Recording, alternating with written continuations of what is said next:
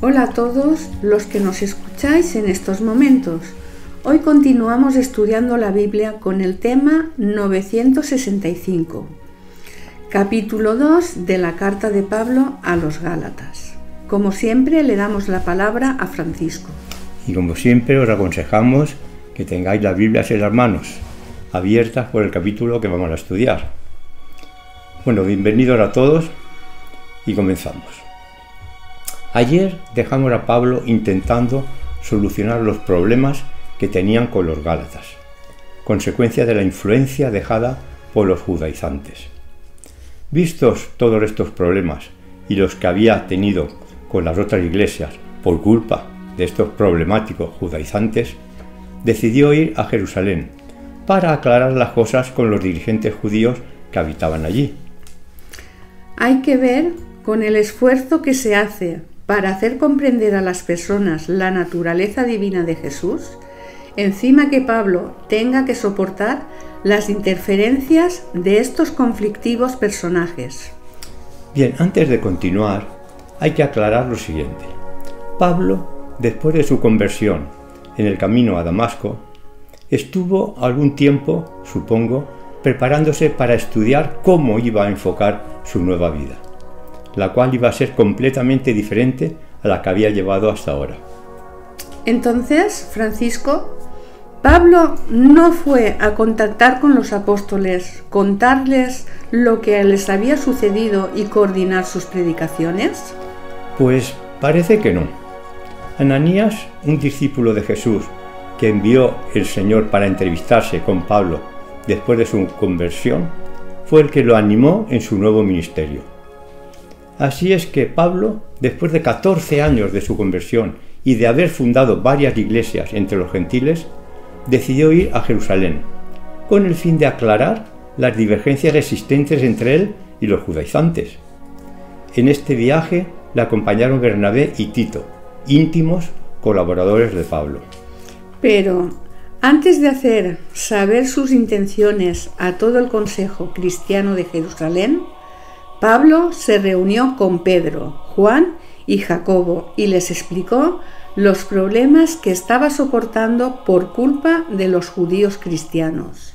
Efectivamente, Victoria, porque Pablo sabía que si estos dirigentes cristianos en Jerusalén le daban la razón, el concilio que debía realizarse aceptaría lo que estos tres importantes líderes propusieran.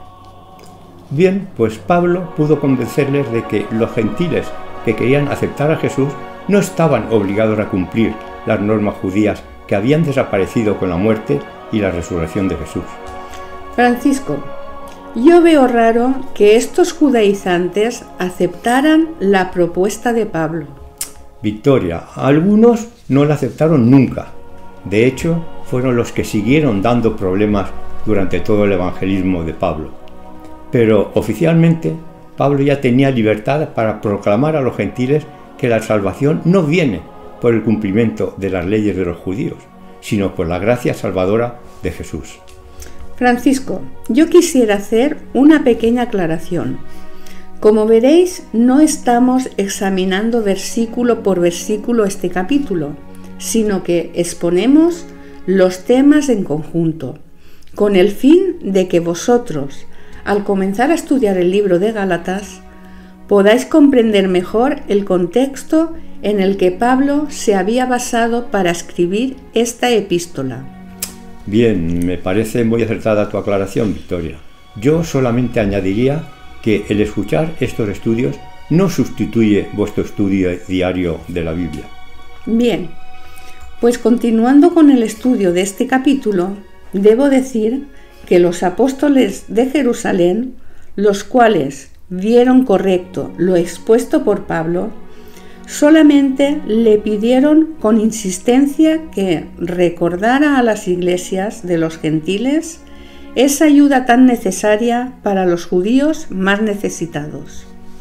Sin embargo, Pablo en estos momentos ya lo estaba haciendo en estas iglesias, porque se acordaba de sus hermanos judíos.